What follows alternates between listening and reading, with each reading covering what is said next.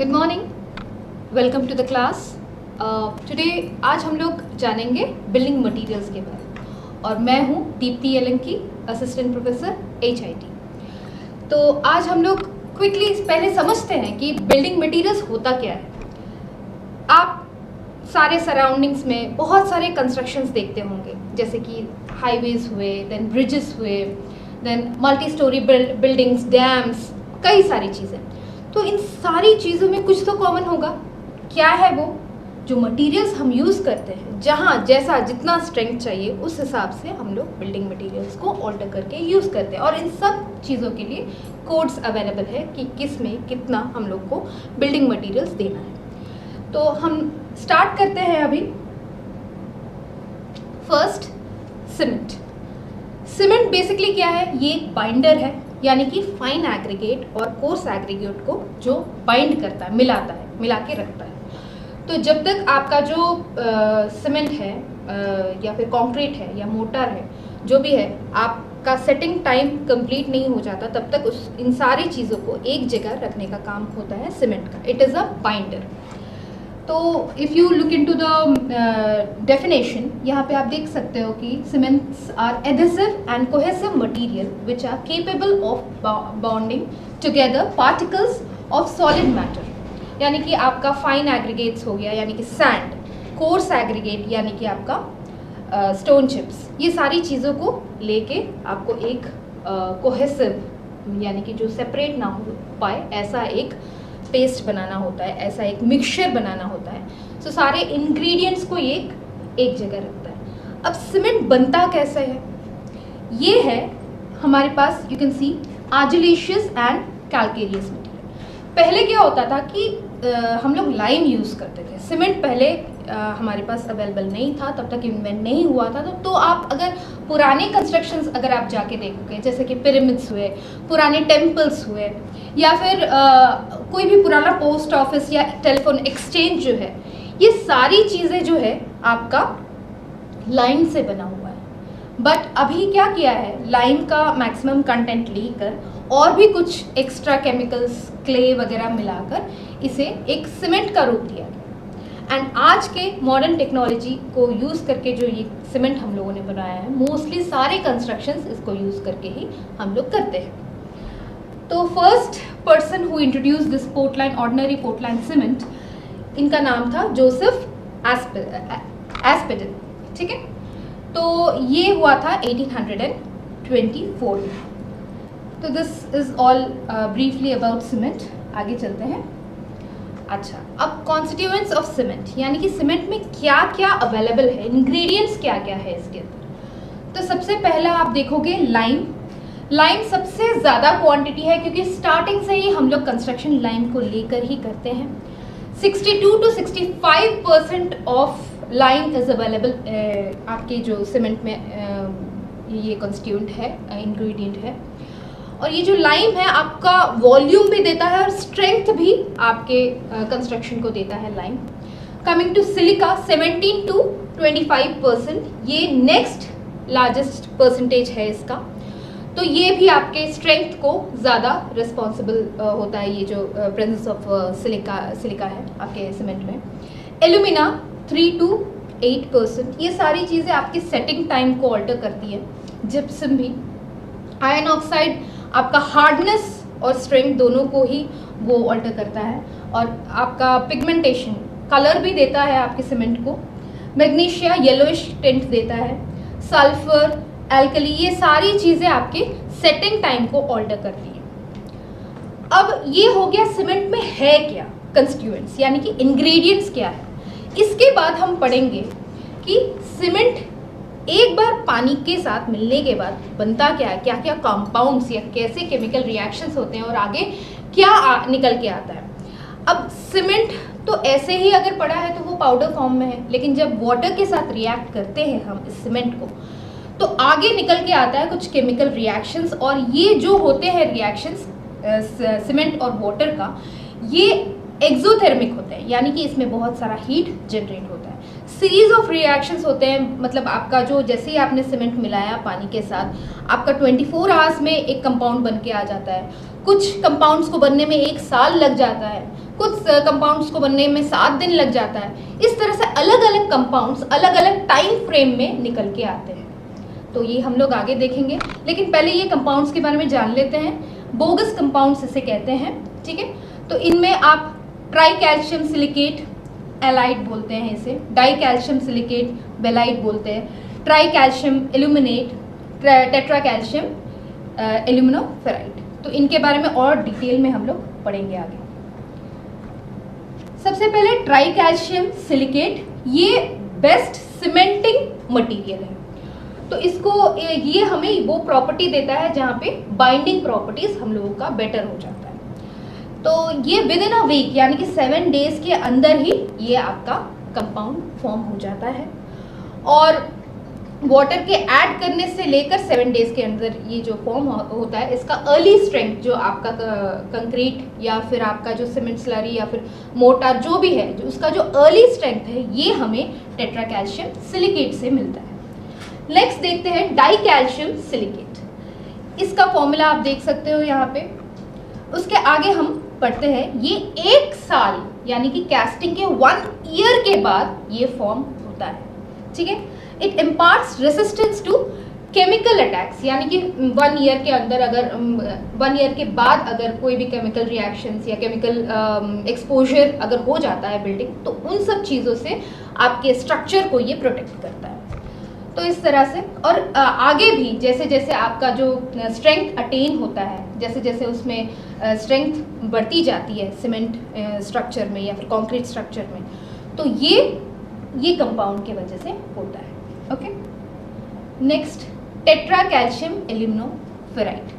तो ये 24 आवर्स के अंदर ही आपका फॉर्म हो जाता है। As soon as you add water, पानी जैसे ही घुलता है आपके सीमेंट के साथ, इसके तुरंत 24 आवर्स के अंदर ही ये 1 दिन के अंदर अंदर ये आपका बन के रेडी हो जाता है। इसका रेट ऑफ हाइड्रेशन बहुत ज़्यादा है, आप थोड़ा ध्यान दीजिएगा। 2 चीज़ें हैं इसमें, रेट ऑफ हाइड्रेशन और दूसरा है maximum amount of heat of hydration.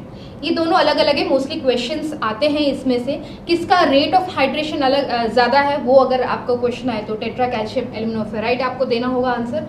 And next try calcium aluminate जो नेक्स्ट हम लोग पढ़ेंगे, इसमें maximum amount of heat of hydration, मतलब एक ही बार में वो ज़्यादा amount of heat of hydration इसमें निकल के आता है।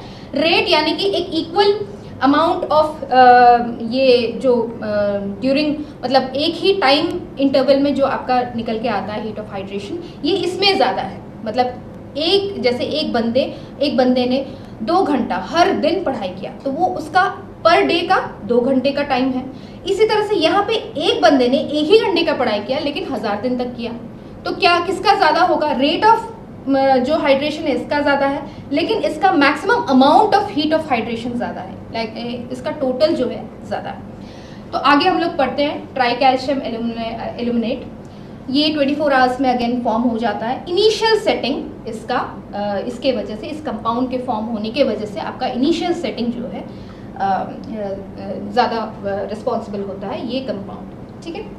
नेक्स्ट हम देखते हैं हाइड्रेशन ऑफ सीमेंट। हाइड्रेशन ये जो टर्म है ये होता क्या है, पहले हम लोग ये समझ लेते हैं। जैसे ही आप सीमेंट में पानी मिलाते हो तो ये जो रिएक्शन, केमिकल रिएक्शन होता है, इसे हम कहते हैं हाइड्रेशन ऑफ सीमेंट। अब हम लोग ऑलरेडी बात कर चुके हैं कि जब सीमेंट के साथ पानी मिलता है तो ये जो रिएक्शंस आते हैं ये एक्सोथर्मिक है, यानी कि इस पर हीट प्रोड्यूस होता है। अगर आप मान लीजिए एक स्ट्रक्चर है, उसमें उतना ही पानी दिया है जितना कि सीमेंट को चाहिए रिएक्शन करने के लिए बस, और आपने और उससे ज़्यादा पानी नहीं दिया, तो क्या होगा? वो तो पानी कहाँ से लेगा? आपके सीमेंट के अंदर से पानी निकल जाएगा, निकलता जाएगा जैसे जैसे हीट बढ़ता जाएगा।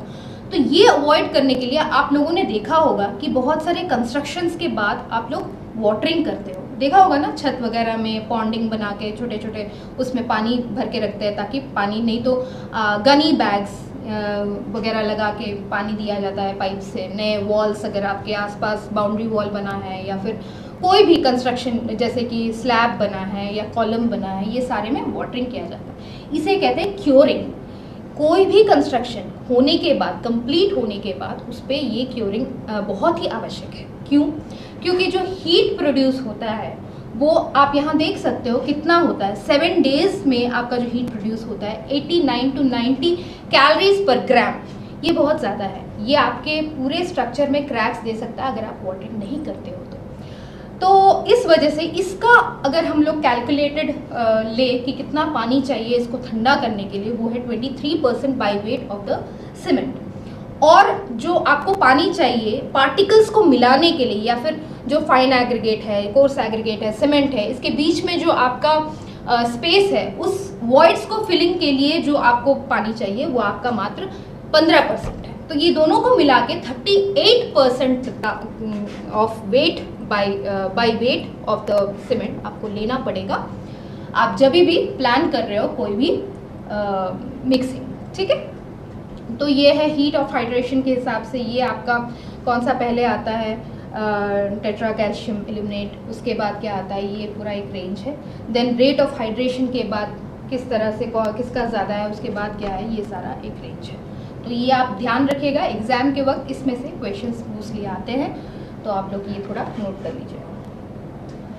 अच्छा, अब हम लोग थोड़ा और आगे चलते हैं। सीमेंट मिला लिया, पानी मिला लिया, उसके बाद क्या होता है, इतना तक तो हम लोग जान गए। अब आगे है सेटिंग टाइम।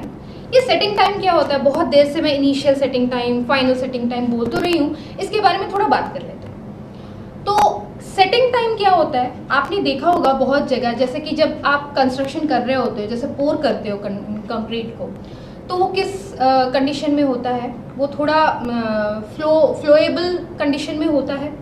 फिर थोड़ी देर के बाद वो सेटल करता है और थोड़ी देर के बाद वो हार्ड होता है। तो यही जो फेज़ है setting time, initial setting time, उसके बाद फाइनल सेटिंग टाइम करके 2 चीज़ों में ये डिवाइड कर दिया गया है।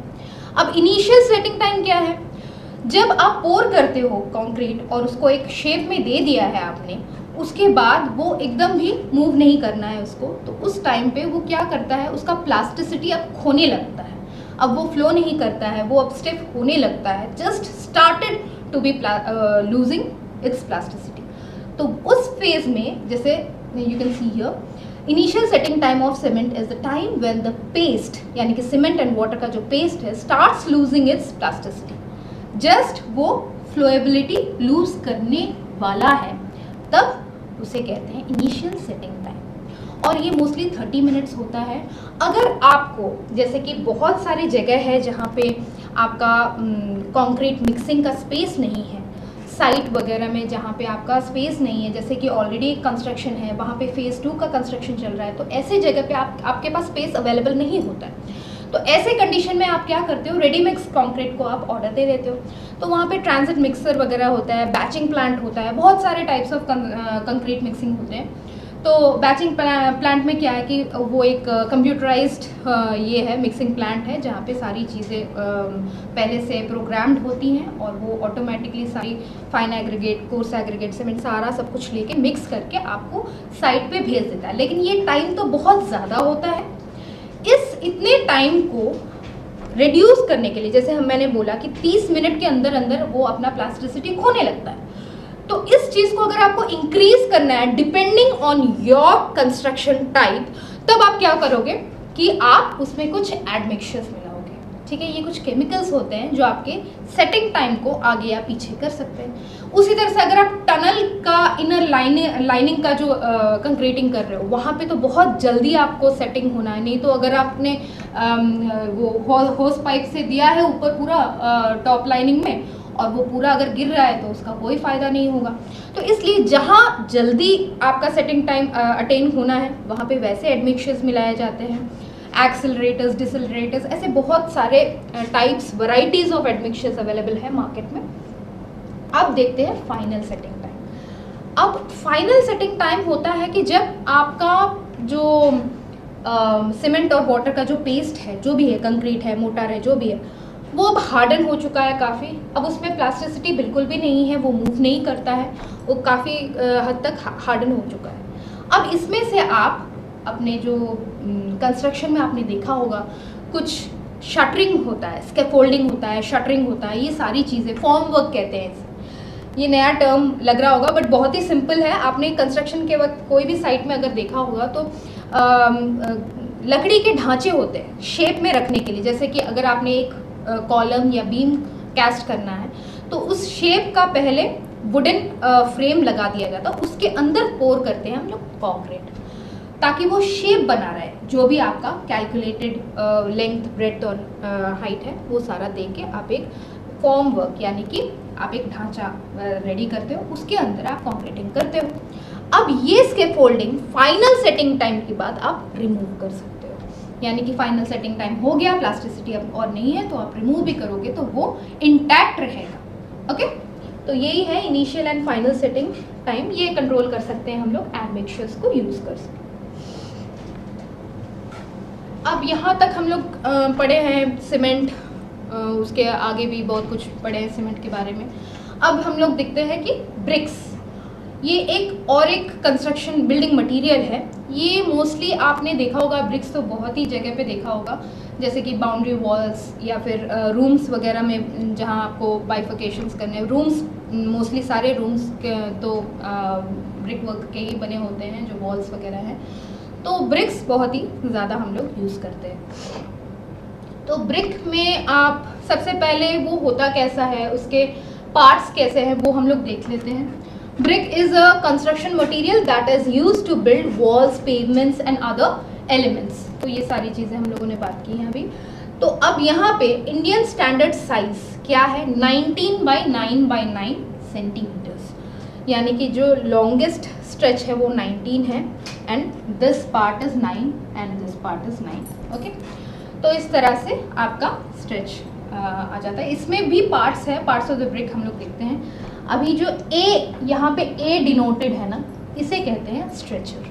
ठीक है, इसे कहते हैं स्ट्रेचर, यानी कि ये जो लॉन्ग पार्ट है इसे स्ट्रेचर कहते हैं। अब हेडर किसे कहते हैं, ये जो बी डिनोटेड है ना, इस पार्ट को हम लोग हेडर कहते हैं। ये जो एक छोटा सा डिप्रेशन दिख रहा है ना यहाँ पे, इसे हम लोग फ्रॉग कहते हैं। फ्रॉग, इसके अंदर मोस्टली मोटर वगैरह भर के आप एक दो ब्रिक्स को प्रॉपरली बाइंड कर सकते हो। इसके अंदर जो ब्रिक का जो बनाने वाला है कॉन्ट्रैक्टर है, वो अपना नाम भी एडवर्टाइज करता है यहाँ पे, तो मोस्टली फ्रॉग इसे कहते हैं और इसका यूज़ है। ठीक है, तो आगे देखते हैं ब्रिक के बारे में और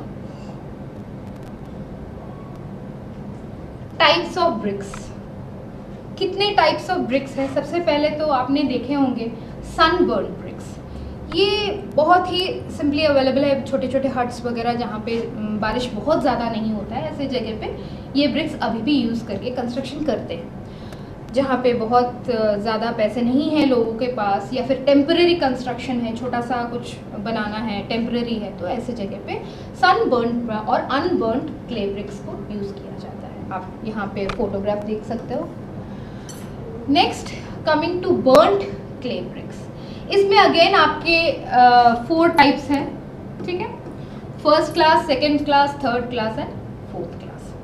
तो फर्स्ट क्लास ब्रिक जो होते हैं ये मोस्टली टेबल मोल्डिंग किया जाता है, यानी कि प्रॉपरली टेबल पे इसका शेप वगैरह दिया जाता है, और ये बहुत ही अच्छे क्वालिटी के होते हैं। इनका जो कंप्रेसिव स्ट्रेंथ अच्छा होता है, इनका एब्जॉर्प्शन, वाटर एब्जॉर्प्शन कम होता है, और इसमें शेप, एजेस सारे बहुत ही शार्प एजेस होते हैं, बहुत ही अच्छे से इनको मोल्ड किया जाता है, अच्छे से बर्न, प्रॉपरली बर्नड होते हैं। ये ऐसा नहीं कि या तो ओवर बर्न या फिर अनबर्न ब्रिक्स लेके आ गए और ये फर्स्ट क्लास ब्रिक नहीं हो सकते। First class BRICS mostly elevation look देने के लिए वहाँ पे यूज़ करते हैं, ताकि एलिवेशन में आप थोड़ा उबड़ खाबड़ या ख़राब लुक आप तो नहीं एक्सपेक्ट करते हो, तो वहाँ पे फिनिशिंग ज़्यादा ज़रूरत होती है। जो एक्सपोज्ड वॉल्स होते हैं उनको हम लोग first class BRICS mostly use करते हैं, क्योंकि इसका वाटर एब्जॉर्प्शन भी कम होता है, तो इनको वहाँ पे यूज़ कर सकते हैं। Next, coming to second class bricks. ये जो सेकेंड क्लास ब्रिक्स है ये थोड़े से डिस्टॉर्टेड होते हैं, और ये सारे ब्रिक्स भी यूज़ कर सकते हैं आप इनर वॉल्स में कहीं भी लगा दीजिए, उतना कोई प्रॉब्लम नहीं है। लेकिन इसमें जो प्लास्टरिंग ऊपर आता है इस पर आपको और थोड़ा मेहनत करना पड़ता है, क्योंकि इनका एजेस वगैरह थोड़ा सा ब्लंट होता है। Okay, next, third class bricks. ये mostly burn bricks, over burn या अंडर बर्न ब्रिक्स होते हैं। इनको बहुत ज़्यादा कंस्ट्रक्शन में तो यूज़ नहीं किया जाता है, बट अभी भी टेम्परेरी कंस्ट्रक्शंस या कहीं पे भी इनको यूज़ कर लेते हैं। कम से कम दाम में मिल जाते हैं, तो इनको भी यूज़ किया जाता है। सेकंड, थर्ड एंड फोर्थ ये सारे ग्राउंड मोल्डिंग होते हैं, मतलब लैंड पे बैठ के वो लोग, जो आपने देखा होगा बहुत सारे वीडियोस वगैरह में, तो वो लोग नीचे ही मोल्डिंग कर देते हैं, ग्राउंड पे मोल्डिंग कर देते हैं। ओनली फर्स्ट क्लास ब्रिक ही आपका टेबल मोल्डिंग होता है। तो ये जो फोर्थ क्लास ब्रिक है, ये फोर्थ क्लास ब्रिक कहीं भी मोस्टली कंस्ट्रक्शन में यूज़ नहीं होता है, क्योंकि ये बहुत ही ब्लंट होते हैं, टूटे फूटे होते हैं, burnt bricks, over burnt bricks होते हैं, बहुत ब्रिटल होते हैं मोस्टली। तो इनको कहाँ यूज़ किया जाता है? इनको क्रश करके, या तो शोल्डर्स में, रोड के साइड में, या फिर इनको आपके कंक्रीट में इनका पूरा पाउडर करके या क्रश करके इनको ऐड कर दिया जाता है, और इस तरह से इसको ख़त्म कर दिया जाता है। तो ये है ब्रिक्स के बारे में। Fly ash bricks, fly ash तो आप सबको पता होगा, ये हम लोग को थर्मल पावर प्लांट में एक वेस्ट के जैसा मिलता है, बट ये बहुत ही यूज़फुल है कंस्ट्रक्शन इंडस्ट्री में। आपके सीमेंट में भी ये बहुत हद तक ऐड होता है, और आपका जो ब्रिक्स है, ब्रिक्स में तो ये बहुत यूज़फुल होता ही है। और फ्लाई ऐश ब्रिक्स जो है हमारे पास, ये मोस्टली फ्लाई ऐश से बनता है, और इनका यूसेज आजकल कंस्ट्रक्शन में बहुत ज़्यादा हो रहा है, क्योंकि इनका कॉस्ट भी थोड़ा कम ही आता है, और ये यूसेज में भी बहुत अच्छे होते हैं, एनवायरनमेंट फ्रेंडली भी बोल सकते हो आप। Next coming to concrete bricks, ये मोस्टली जहाँ पे बहुत ही हाई वाइब्रेशन वगैरह आता है, ऐसे मोस्टली ये आपका पावर प्लांट्स, इंडस्ट्रीज़ में ये कंक्रीट ब्रिक्स यूज़ होते हैं, जहाँ आपका स्ट्रेंथ ज़्यादा चाहिए होता है, तो वैसे जगह पे। नेक्स्ट ऑल्सो आपका इंजीनियर्ड ब्रिक्स, ये सारे इंजीनियरिंग ब्रिक्स वगैरह आपका जो बेसमेंट्स हैं, जहाँ पे केमिकल्स वगैरह ज़्यादा एक्सपोज होते हैं, ऐसे जगह पे इनका जो कंप्रेसिव स्ट्रेंथ है ये भी ज़्यादा होता है, और वाटर एब्जॉर्प्शन बहुत ही कम होता है। हम लोग अभी तक बहुत ज़्यादा वाटर एब्जॉर्प्शन के बारे में बात कर रहे हैं, क्या इफ़ेक्ट होता है इसका हमारे ब्रिक्स का। अगर वाटर एब्जॉर्प्शन, ज़्यादा पानी अगर एब्जॉर्ब कर लिया तो क्या हो जाएगा? आपके जो दो ब्रिक्स है, दो या जितने भी ब्रिक्स है, सबको आपको बाइंडिंग किससे करना है? करना तो सीमेंट से ही है। अब अगर आपने सीमेंट मोटार दे के बाइंडिंग कर दिया है without absorbing the BRICS in water, आपने सीधा डायरेक्ट लाए और कंस्ट्रक्शन स्टार्ट कर दिया, क्या होगा? वो करने लगेगा एब्जॉर्ब। पानी कहाँ से करेगा? सीमेंट के अंदर से निकाल लेगा पानी। तो क्या रिएक्शन पूरा होगा सीमेंट का? जितना पानी जैसे हम लोगों ने कैलकुलेट किया था पिछले स्लाइड्स में 15 + 23, वो तो पानी पूरा ये निकाल लेगा, एब्जॉर्ब कर लेगा। फिर इसके पास क्या होगा? क्रैक्स डेवलप हो जाएंगे आपके वॉल पे। इसलिए पहले से पानी में ब्रिक्स को एब्जॉर्ब करके रखा जाता है, उसके बाद उसको निकाल के कंस्ट्रक्शन करते हैं। तो अब ये है ब्रिक्स के बारे में।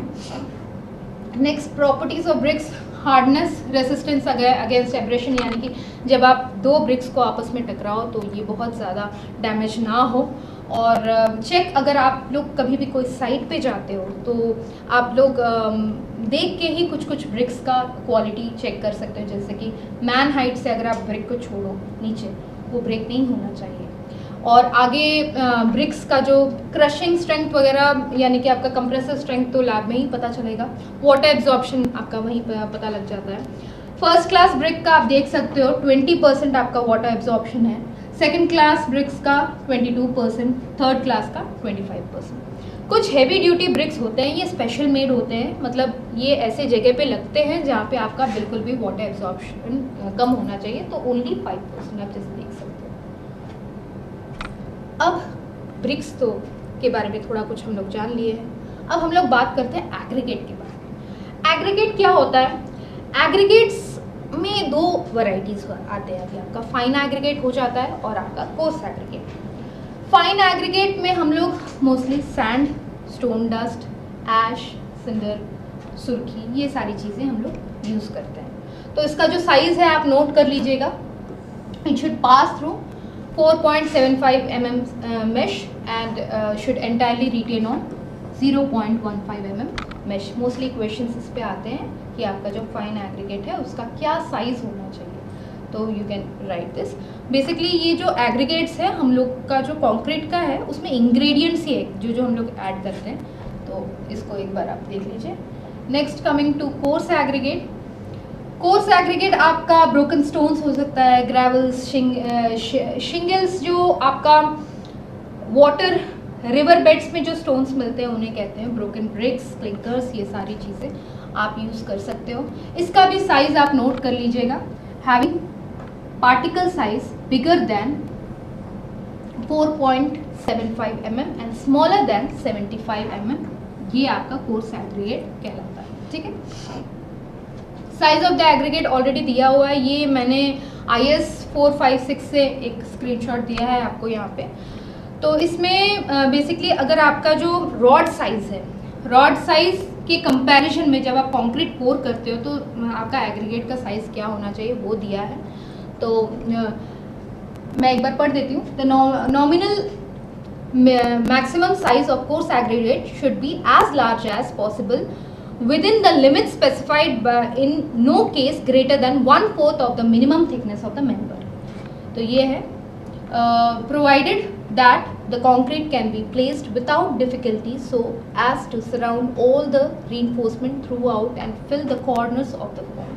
यानी कि आप जो फॉर्म वर्क प्रोवाइड करते हो, जो लकड़ी का ढांचा देते हो जिसके अंदर आप पोर करते हो कंक्रीट, तो हर एज में, हर कॉर्नर में वो जा पाए। तो इस तरह से इतने भी बड़े एग्रीगेट नहीं होने चाहिए कि आपका अगर रीइंफोर्समेंट बीच में आ गया तो वहाँ पे बीच में आपका वॉइड्स रह गया या खाली स्पेस रह गया। तो वो एक मिनिमम रूल दिया हुआ है कि जिसके हिसाब से इतना 1/4 से कम होना चाहिए या इतना होना चाहिए, 20 mm होना चाहिए, ये दिया हुआ है।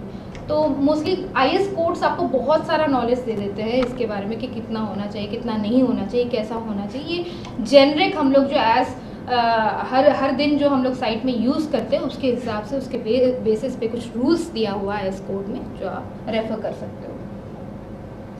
इसी तरह से पानी, अब वाटर को देखते हैं। वाटर तो सिंपल RO वाटर यूज़ करने की ज़रूरत नहीं है आपको कंक्रीटिंग के लिए। सिंपल जो भी वहाँ पे अवेलेबल वाटर है, जस्ट सिंपल एक ही चीज़ है उसमें कि आपको pH वैल्यू उसका it should not be less than 6। ये एक इम्पॉर्टेंट रूल है जो एज पर कोड आपको फॉलो करना है। pH वैल्यू उसका कम नहीं होना चाहिए 6। ओके, अब परमिसिबल लिमिट्स ऑफ सॉलिड्स, ये भी कहीं कहीं काफ़ी सारे एग्जाम्स में आ चुका है, तो आप ये भी एक बार देख लीजिएगा। मल्टीपल चॉइस को क्वेश्चंस में मोस्टली ये आता है। तो परमिसिबल लिमिट कितना होना चाहिए ऑर्गेनिक मैटर का? 200 mg per litre. Then inorganic matter का 3000 mg पर लीटर।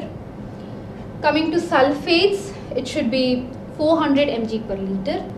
और आपका जो क्लोराइड्स है ये 2000 mg पर लीटर होना चाहिए। इस तरह से सस्पेंडेड मैटर, हर चीज़ का एक रूल है, तो ये आपको फॉलो करना है। बीच बीच में आप चेक कर सकते हो, अगर आपका बहुत अच्छा स्ट्रेंथ नहीं आ रहा है कंक्रीट क्यूब्स के, तो आप एक बार वाटर का भी मतलब प्रॉपरली ये करवा सकते हो कि उसमें क्या क्या ऑर्गेनिक मैटर कितना है, इनऑर्गेनिक कितना है, सल्फेट्स कितने हैं, क्लोराइड्स कितने हैं, ये सारा। ओके,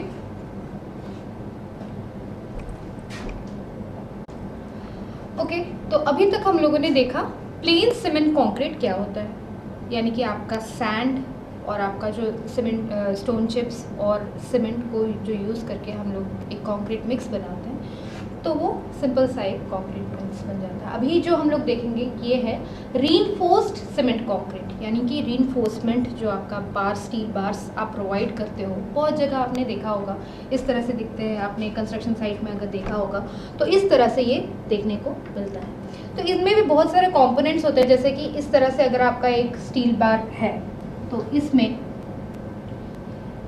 ये जो इस डायरेक्शन में है, वर्टिकल स्लैंटिंग डायरेक्शन में, वर्टिकल डायरेक्शन में है, इन्हें कहते हैं आप डिस्ट्रीब्यूशन बार्स।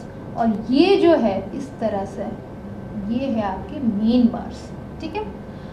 और इनके चारों तरफ आप और एक बार देते हो, इसे कहते हैं टाई बार, ठीक है।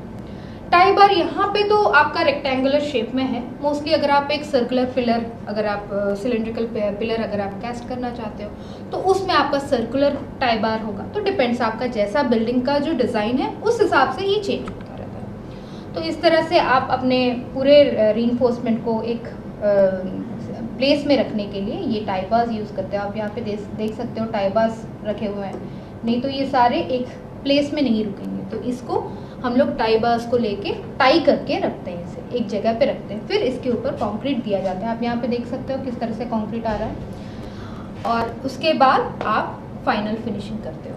तो ये सारा जो प्रोसेस है ये हम लोग कंक्रीटिंग में, रीइंफोर्स्ड सीमेंट कंक्रीटिंग में ये देखते हैं। तो इसमें आप ये छोटा सा पार्ट है, ये मैंने IS 456 से निकाल के आपको दिया है। तो ये रीइंफोर्समेंट के बारे में, यानी कि कितने टाइप्स ऑफ स्टील है वगैरह उसके बारे में। माइल्ड स्टील जो है ये बहुत पहले यूज़ होता था, अभी उतना इसका यूसेज नहीं है। High strength deformed steel bars, ये HYSD बार्स कहते हैं इसे। एंड देन हार्ड ड्रॉन, ये सब हम लोग नेक्स्ट स्लाइड में देखते हैं, और कितने टाइप्स ऑफ स्टील है आगे चल के देखते हैं। हाँ, तो ये देखिए आपका जो माइल्ड स्टील बार्स है ये बहुत पहले यूज़ होते थे। इनका ये जो ग्रेड है FE 250 टू FE 330, तो ये जो ग्रेड है ये जहाँ जहाँ जितना स्ट्रेंथ चाहिए उस पर डिपेंड होके आपका ये यूसेज होता है, वो ग्रेड ऑफ स्टील यूज़ करते हैं। Steel mostly it is good in tensile strength, यानी कि खिंचाव ले पाता है आपका स्टील। कंक्रीट जैसे सीमेंट अगर आप देखो यहाँ पे, कंक्रीट खुद तो कंप्रेशन बहुत अच्छे से ले पाता है, लेकिन आपका जो ये स्टील बार्स है, स्टील ये टेंसाइल फोर्स अच्छे से लेता है, ये कंप्रेशन अच्छे से लेता है। इसलिए रीइंफोर्स्ड सीमेंट कंक्रीट जब आप कंस्ट्रक्शन करते हो तो ये दोनों में ही थोड़ा बेटर हो जाता है आपका, जो बहुत ही अच्छा ये एक कॉम्बिनेशन है कंस्ट्रक्शन के लिए, तो सारे तरह के लोडिंग ये ले पाएगा। नेक्स्ट आपका है टॉर स्टील बार्स, HYSD, जो मैंने लास्ट स्लाइड में आपको बताया था। हीट करके इसको कूल्ड कंडीशन में ही इसको ट्विस्ट कर दिया जाता है ताकि और वो बेटर लोड ले पाए।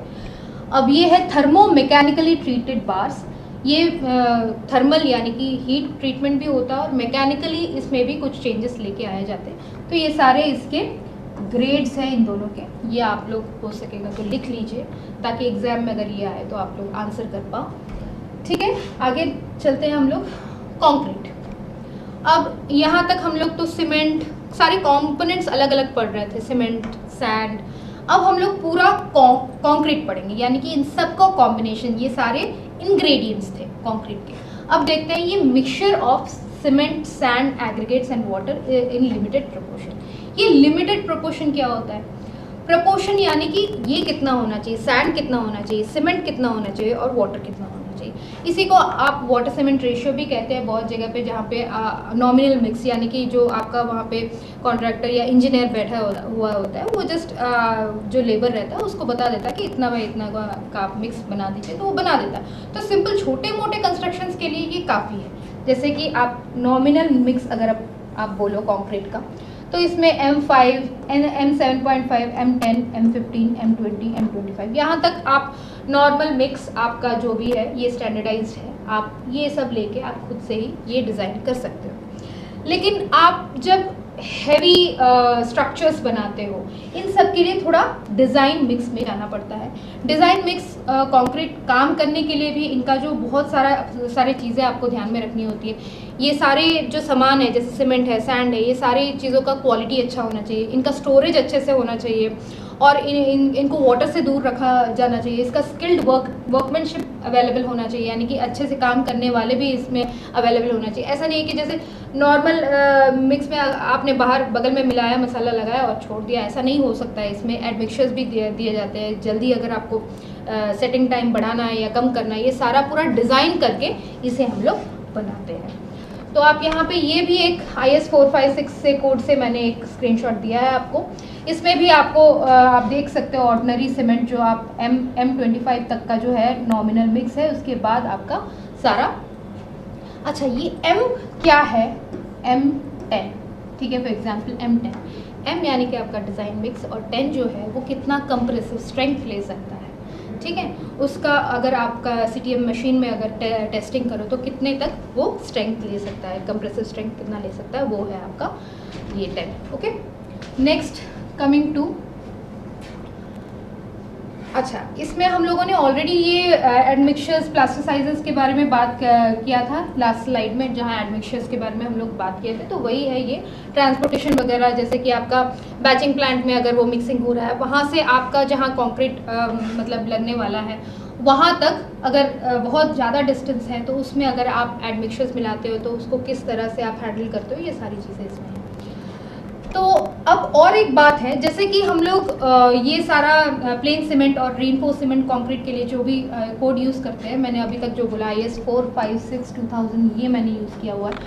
और मिक्स डिज़ाइन, केवल मिक्स डिज़ाइन मात्र का ही एक और कोड अवेलेबल है जो मैंने यहाँ पे लिख दिया है आपके लिए, IS कोड 10262।